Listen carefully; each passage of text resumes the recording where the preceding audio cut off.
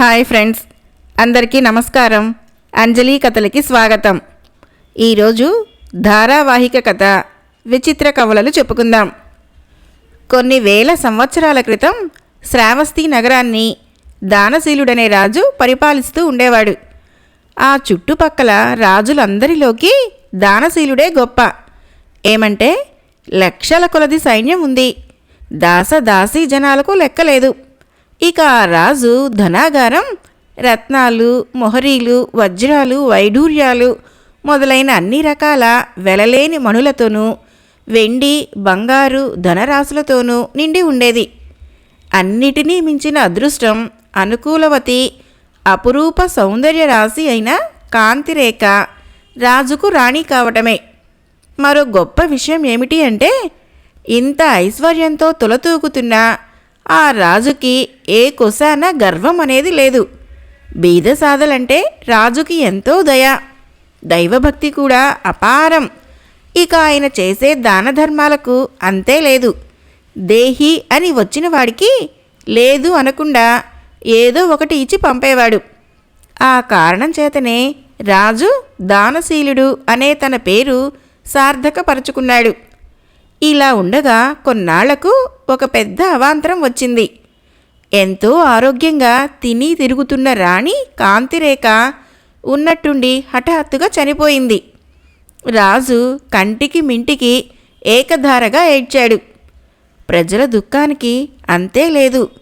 కానీ ఎంత ఏడ్చి చనిపోయిన రాణిని తిరిగి బ్రతికించటం ఎవరి వల్ల అవుతుంది? క్రమంగా రోజులు గడుస్తున్న కొద్దీ రాజు, ప్రజలు కూడా చనిపోయిన రాణిని గురించి తలచటం మానేశారు. ఇప్పుడు అందరికీ ఒకే దిగులు పట్టుకుంది. రాణి కడుపున సంతానం కలగకముందే చనిపోయింది. తమ రాజు తదనంతరం రాజ్యం పరులపాలు కాకుండా ఉండటానికి రాజు తిరిగి వివాహం చేసుకొని సంతానం పొందటం అవసరం. మంత్రులు, సామంతులు రాజును తిరిగి వివాహం చేసుకోమన్నారు. రాజుకు ఒప్పుకోక తప్పింది కాదు. ఒక సుముహూర్తాన రాజు తిరిగి వివాహం చేసుకున్నాడు. కానీ దురదృష్టమేమో కానీ రెండవ భార్య కూడా కొద్ది రోజులకే ఆకస్మికంగా చనిపోయింది. ఈ వార్త ఆ రాజ్యంలో ప్రజలందరి నోటా పడి క్రమంగా చుట్టుపక్కల రాజ్యాలకు కూడా పాకిపోయింది. మంత్రులు, సామంతులు ఈసారి కూడా రాజును తిరిగి మూడో వివాహం చేసుకోమని వేడుకొని ఎలాగైతేనేం రాజు చేత ఒప్పించగలిగారు. కానీ రాజుకి భార్య అయిన ఇల్లాలు పెళ్ళి అయిన కొద్ది నెలలకల్లా చనిపోతున్నదన్న వార్త విన్న తర్వాత ఏ తండ్రి చూస్తూ తన బిడ్డని మృత్యుముఖంలోకి పంపడానికి ఒప్పుకోగలడు? రాజవంశీయులు కాదు గదా, కడకు సామాన్య సంసారులు సైతం తమ పిల్లని రాజుకు ఇవ్వటానికి ఒప్పుకోలేదు. అయినా పట్టు విడవకుండా మంత్రులు, సామంతులు దేశం నలుమూలలా ఇంకా వెతుకుతూనే ఉన్నారు. అలా వెతకగా కొన్నాళ్లకు తన కుమార్తెని ఇవ్వటానికి ఒక పేదరాలు ఒప్పుకున్నది. ఆ పిల్ల బీద వంశంలో పుట్టినప్పటికీ అందచందాలలో ఏ రాకుమార్తెకు తీసిపోలేదు. అతిరూప సౌందర్య రాశి అయిన ఆ పిల్లను చూసి మంత్రులు, సామంతులు ఉప్పొంగిపోయారు. వెంటనే ఈ వార్త రాజుకి అందజేశారు. ఒక సామాన్య స్త్రీ ఈసారి తనకు రాణి కాబోతుందని తెలిసినప్పుడు రాజు విచారించలేదు సరికదా, ఎంతో సంతోషించి మంత్రులతో మృత్యుదేవతకి బీదలైనా ఒకటే, భాగ్యవంతులైనా ఒకటే. ఇంత ఐశ్వర్యంతో తులతూగుతున్న నా రాణులను రక్షించుకోగలిగానా? బ్రతికే యోగం ఉంటే ఎవరైనా బ్రతుకుతారు. కనుక మీరు చూసి వచ్చిన ఆ స్త్రీని చేసుకోవటానికి నాకు ఎలాంటి అభ్యంతరమూ లేదు అన్నాడు రాజు. ఇది విన్న మంత్రులు ఉత్సాహభరితులైనారు. మరి కొద్ది రోజులకల్లా మంచి ముహూర్తాన రాజుకి ఆ పేదరాలి కూతురికి వివాహం ఏర్పాటు చేశారు. వివాహం సలక్షణంగా జరిగే వరకు ఎవరికీ గుండె ధైర్యం లేదు. ఎందువలనంటే అంతకుముందు రాజు వివాహం చేసుకున్న రాణీలు కూడా వివాహం అయిన తర్వాత ఒక్క వారం తిరగకుండానే చనిపోయారు. కానీ ఈసారి అలా జరగలేదు. క్రమంగా రోజులు, నెలలు ఏ అవాంతరము లేకుండా గడిచిపోయినాయి. అప్పటికి రాజుకి, మంత్రులకి ప్రజలకి కొంత ధైర్యం చిక్కింది. ఆనాటి నుంచి ప్రజలు ఈ 4వ భార్య వలనైనా మా రాజుకి సంతానం ప్రసాదించు తండ్రి అని దేవుణ్ణి ప్రార్థించసాగారు. వారి ప్రార్థన దేవుడు విన్నాడు కాబోలు. మరో నెలకల్లా రాణి గర్భవతి అయినట్లు వార్త పొక్కింది. ఈ వార్త విన్న ప్రజల సంతోషానికి మేర లేకుండా పోయింది. ఇక రాజు అతని పరివారం సంగతి చెప్పేదేమిటి? క్రమంగా నవమాసాలు నిండి మంచి నక్షత్రాన రాణి పద్మముఖి సుఖప్రసవమై 3 కవలల్ని కన్నది. కానీ తమ వంశోద్ధారకుడిగా ఒక పుత్రుడు పుడతాడని ఎంతో ఆశతో ఎదురుచూస్తున్న రాజు పుట్టిన ఆ 3 కవలలు ఆడపిల్లలే అని విన్నప్పుడు కొంత నిస్పృహ చెందకపోలేదు. అయినా రాజు తన నిస్పృహ పైకి ఏమాత్రమూ కనపరచలేదు. నాకు ఆడపిల్లలైనా మగపిల్లలైనా వీళ్లే అనుకొని మనసును సమాధానపరుచుకున్నాడు. ఏమైతేనేం ఆ 3 కవలల్ని రాజు రాణి ఎంతో అల్లారుముద్దుగా పెంచుకుంటున్నారు. 3 పిల్లలకు తల్లిదండ్రులు వరుసగా సుహాసిని, సుభాషిణి, సుకేసిని అనే నామకరణం చేశారు. క్రమంగా 3 పిల్లలు ఆ ఏటికా ఏడు పైబడిన కొద్దీ చక్కటి అందాల బరిణులుగా తయారవుతున్నారు. ఆ పిల్లల చక్కదనాన్ని చూసిన వాళ్ళు ఒక్కొక్క కుమార్తె 10 మంది కుమారుల పెట్టు అని మెచ్చుకునేవారు. ఇంతటి ఆనందంలోనూ మధ్య మధ్య ఒక చిన్న అవాంతరం వచ్చి రాజుని రాణిని కంగారు పరుస్తూ ఉండేది. 3 పిల్లల్లోనూ ఎప్పుడు ఎవరో ఒకరు ఏదో ఒక అపాయంలో చిక్కుకోవటం, మళ్ళీ ఎలాగో తప్పుకోవటం జరుగుతూ ఉండేది. ఒకసారి సుహాసిని తండ్రితో తోటలో షికారు చేస్తుండగా ఒక పెద్ద సర్పం ఆ పిల్లను కాటు వేయటానికి వచ్చింది. ఆ సమయానికి రాజు తన కత్తితో ఆ సర్పాన్ని నరికివేశాడే గాని లేకపోతే ఆ నాటితో సుహాసినికి ఈ లోకానికి రుణం తీరిపోయి ఉండేది. మరొకసారి సుభాషిణి తల్లితో నది ఒడ్డుకి షికారుకు వెళ్ళింది.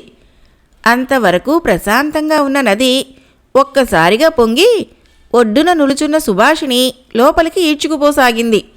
దైవానుగ్రహం వల్ల సరిగ్గా ఆ సమయానికి ఓ పల్లెకారి ఆ చోటుకి రావటం, రాణి కంగారు పడుతూ ఉండటం చూసి వాడు నదిలోకి దూకి ఎలాగైతేనేం సుభాషిణిని ప్రాణాలతో బయటికి తెచ్చి బ్రతికించడం జరిగింది.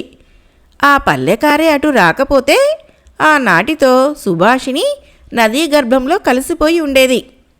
ఇదే విధంగా మరొకసారి 3వ పిల్ల సుకేసిని ఒక గండం గడిచి బయటపడింది. అది ఏమిటంటే ఒక రోజున సుభాషిని, సుహాసిని, సుకేసిని కలిసి తోటలో పూలు కోయటానికి వెళ్లారు. 3 బుట్టల్లో పూలు కోసుకొని తిరిగి మేడకు బయలుదేరారు. ముందు సుభాషిని, ఆ పిల్ల వెనక సుహాసిని, ఆ వెనక సుకేసిని నడుస్తున్నారు. ఇంతలో ఉన్నట్టుండి సుకేసిని కెవ్వున కేకపెట్టి పడిపోయింది. మిగతా పిల్లలిద్దరూ హడలిపోయి తల్లి దగ్గరకు పరిగెత్తి జరిగిన సంగతి చెప్పారు. తల్లి వాళ్ళని వెంటబెట్టుకొని సుకేసిని పడి ఉన్న చోటికి వచ్చి చూడగా పక్కనే పూలబుట్ట, ఆ పూలలో పాకుతూ ఉన్న ఒక మండ్రగబ్బ కనిపించినాయి. అప్పటికి తెలిసింది రాణికి మండ్రగుబ్బ కుట్టడం వలనే సుకేసిని అలా పడి ఉంటుందని.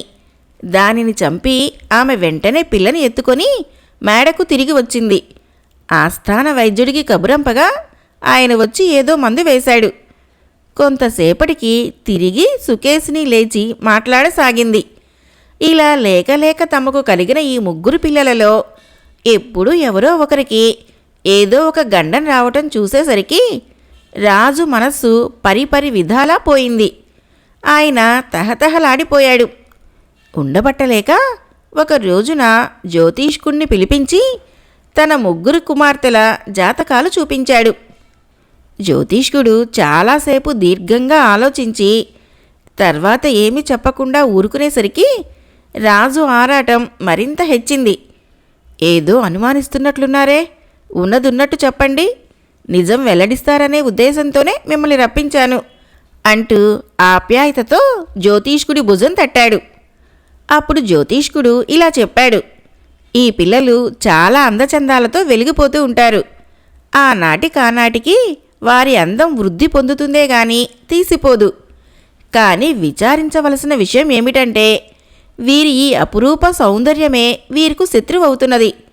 వీరు పుట్టిన దగ్గర్నుంచి ఎప్పుడు ఏదో ఒక గండం దాటవలసి వస్తూనే ఉండాలే అని ఆగాడు. జ్యోతిష్కుడి నోటి వెంట వచ్చిన ప్రతి ఒక్కో మాటకి రాజు గుండె తరుక్కుపోతుంది.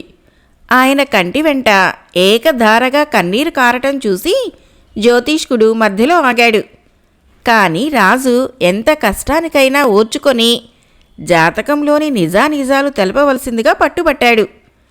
అందుకని ఆగారేం, చెప్పండి అని జ్యోతిష్కుడిని హెచ్చరించాడు. నిజం చెప్పి మీ మనసు కష్టపెట్టవలసి వస్తుందే అని విచారిస్తున్నాను అన్నాడు జ్యోతిష్కుడు. పర్వాలేదు, చెప్పండి. నా చిట్టి తల్లుల్ని నా సాయశక్తులా రక్షించుకోవటానికి ప్రయత్నిస్తాను. మీరు మాత్రం ఉన్న సంగతి దాపరికం లేకుండా చెప్పండి అని దైన్యావస్థలో అడిగాడు రాజు. అప్పుడు జ్యోతిష్కుడు తిరిగి ఇలా చెప్పసాగాడు. మన అమ్మాయిలకు 7 ఏళ్లు నిండే వరకు దినదిన గండం 100 ఏళ్ల ఆయుష్ అన్నట్టుగానే ఉంటుంది. కానీ ఈ 7 ఏళ్లు గండాలన్నీ గడిచి బయటపడ్డారంటే ఇక మన అమ్మాయిలకు ఎటువంటి భయమూ ఉండదు. కనుక 7 ఏళ్లు నిండే వరకు పిల్లల్ని కంటికి రెప్పలా కాపాడుకోగలిగితే మనం ధన్యులమే. ఇంతకు మించి జాతకంలో చెప్పదగ్గ విశేషం లేదు అని ముగించాడు జ్యోతిష్కుడు. రాజు జ్యోతిష్కుణ్ణి అనేక విధాలా సత్కరించి పంపివేశాడు. తర్వాత రాణి దగ్గరికి వచ్చి జ్యోతిష్కుడు చెప్పిన విషయాలన్నీ చెప్పలేక ఎలాగో మనసు విడిచి చెప్పాడు. వింటూ వింటూ రాణి స్పృహ తప్పి పడిపోయింది. దాసదాసీలు ఉపచారం చేయగా కొంతసేపటికి రాణికి స్పృహ వచ్చింది. రాజు ఆమెను ఓదారుస్తూ ఉండగా పిల్లల్ని కాపాడుతున్న దాది పరిగెత్తుకుంటూ వచ్చి, మన అమ్మాయిలు 3 స్పృహ తప్పి పడిపోయారమ్మా తోటలో అంటూ గొల్లున ఏడ్చింది. కంగారు పడుతూనే రాణి తోట వైపుకు పరిగెత్తింది. దాది ఆమె వెంట పడింది. ఆస్థాన వైద్యుడికి కబురు పంపారు. రాజు కూడా తోట వైపుకు పరిగెత్తాడు. రాజు రాణి తోటకి చేరుకునేసరికి 3 పిల్లలు కళాకాంతి లేకుండా పడి ఉన్నారు. చూడగా ఒళ్ళు చల్లబడింది. శ్వాస సరిగ్గా ఆడటం లేదు. ఇది చూసి కంగారు పడి, ఇదేమిట్రా భగవంతుడా అని చెప్పి అమిత విచారంతో రాజు రాణి కొయ్యబారిపోయారు.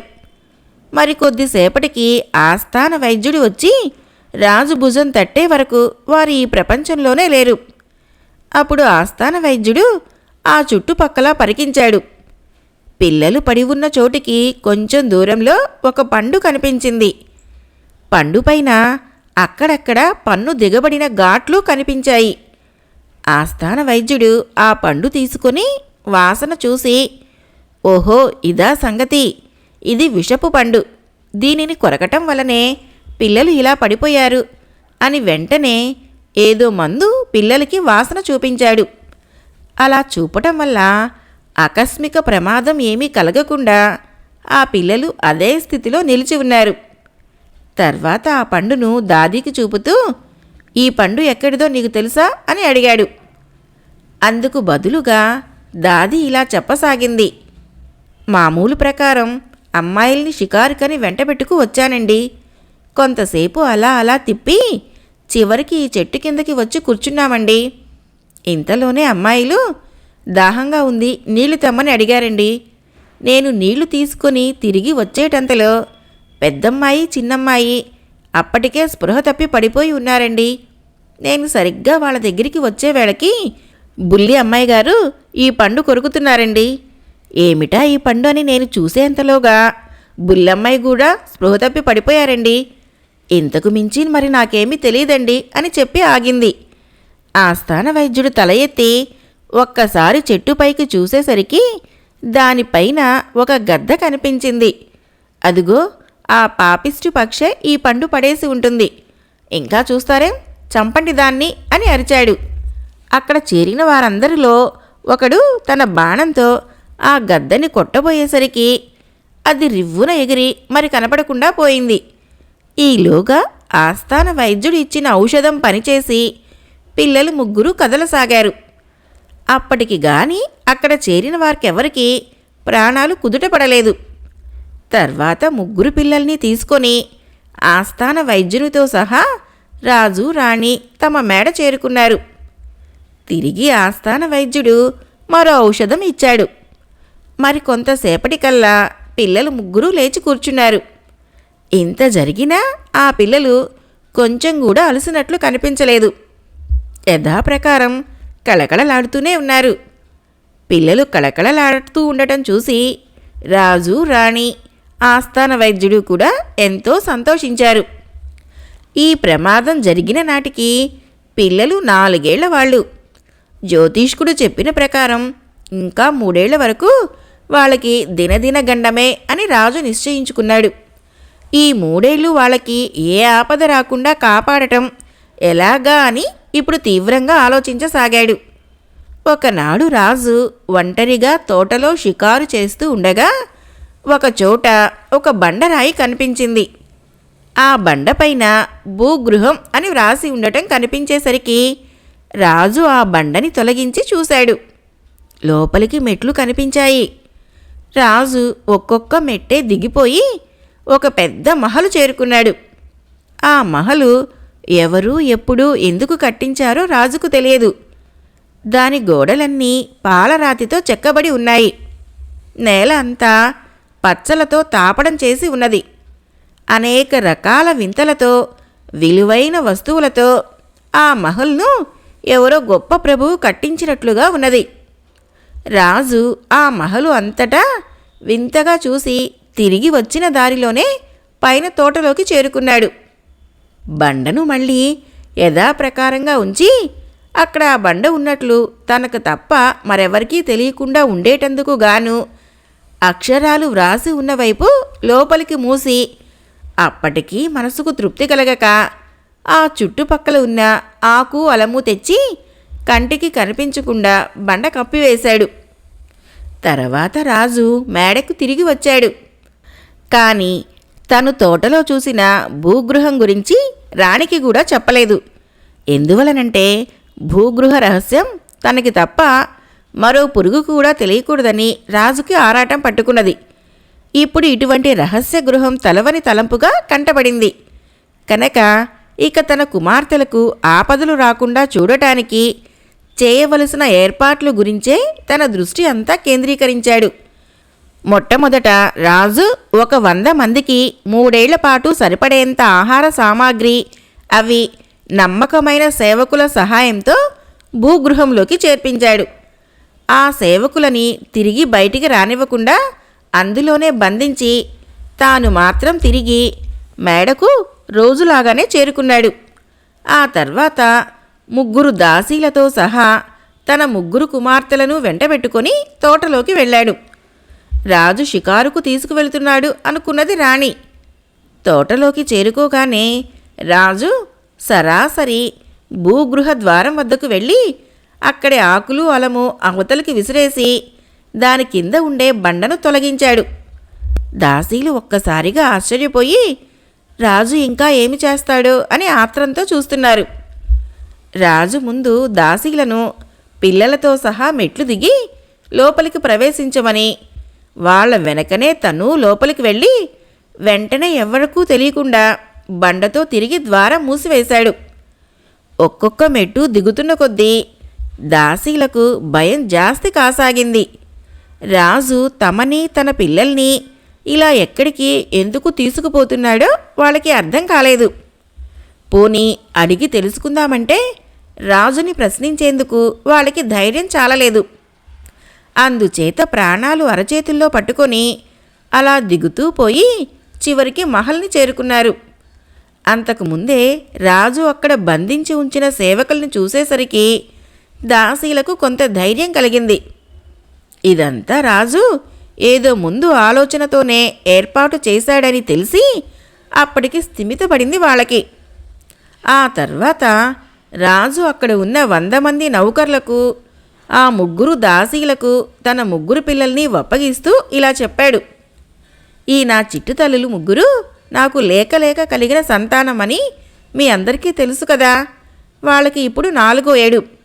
ఈ 4 ఏళ్లలోనూ వాళ్ళు ఎన్నో గండాలు గడిచి ఎలాగో బ్రతికి బయటపడిన సంగతి కూడా మీకు తెలిసే ఉన్నది. జాతకరీత్యా వాళ్ళకి మరో 3 సంవత్సరాల వరకు దినదిన గండమేనని, ఈ 3 ఏళ్ళు గడిచిపోతే ఆ తర్వాత వాళ్ళకి ఎటువంటి భయమూ ఉండదని తేలింది. ఈ 3 ఏళ్ల పాటు వీళ్ళని ఈ భూగ్రహంలో దాచి మీకు అప్పగిస్తున్నాను. ఇందులోకి మరో పురుగు రావటానికి అవకాశం లేదు. నా పిల్లల్ని మీరు ఇక్కడ కాపాడుతున్నట్టు మీకు నాకు తప్ప మరెవ్వరికీ తెలియదు. రాణికైనా తెలియదు. పుట్టినప్పటి నుంచి నా పిల్లల్ని ఏదో దుష్టగ్రహం వెంటాడుతూ ఉన్నదని నా నమ్మకం.